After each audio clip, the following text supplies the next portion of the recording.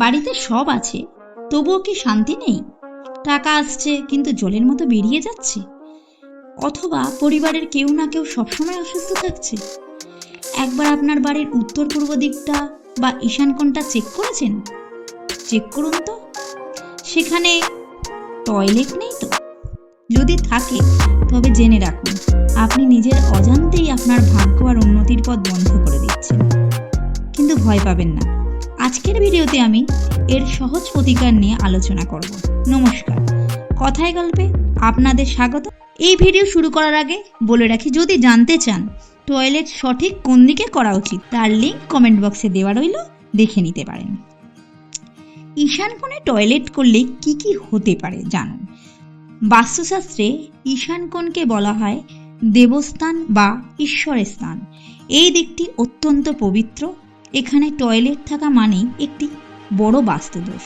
এর ফলে কি কি হতে পারে দেখুন। এই দিক টয়লেট থাকলে বাড়িতে লক্ষ্মী স্থিরভাবে থাকতে চান না। উপার্জনের চেয়ে খরচ বেড়ে যায় অনেক বেশি। বাড়ির কর্তার মাথায় সারাক্ষণ চিন্তা থাকে এবং সঠিক সময় সঠিক সিদ্ধান্ত নিতে পারেন না। মারাত্মক স্বাস্থ্য সমস্যা দেখা দেয়, বিশেষ করে মাথা বা মস্তিষ্ক সংক্রান্ত সমস্যা এবং দীর্ঘস্থায়ী রোগ বাসা বাঁধে, যেমন ক্যান্সার। সন্তানদের পড়াশোনার বাধা আসে, পড়াশোনায় মনোযোগ কমে যায় এবং কেরিয়ারেও বাধা আসার সম্ভাবনা থাকে। সহজ সমাধান ও প্রতিকার সবচেয়ে ভালো হয় যদি এই জায়গা থেকে টয়লেটটি সরানো যায়, কিন্তু যদি সেটা সম্ভব না হয় তবে কিছু প্রতিকার দিচ্ছি, সেগুলি আজই প্রয়োগ করুন। রঙের পরিবর্তন করুন।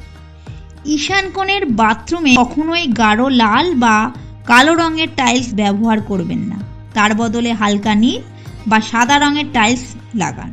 একটি নীল বা সাদা কাচের বাটিতে কিছুটা সামুদ্রিক নুন বা সি সল্ট ভরে বাথরুমের এক কোণে রেখে দিন। মনে রাখবেন, প্রতি সপ্তাহে এই নুন পরিবর্তন করতে হবে, এটি নেতিবাচক শক্তি চুষে নেবে।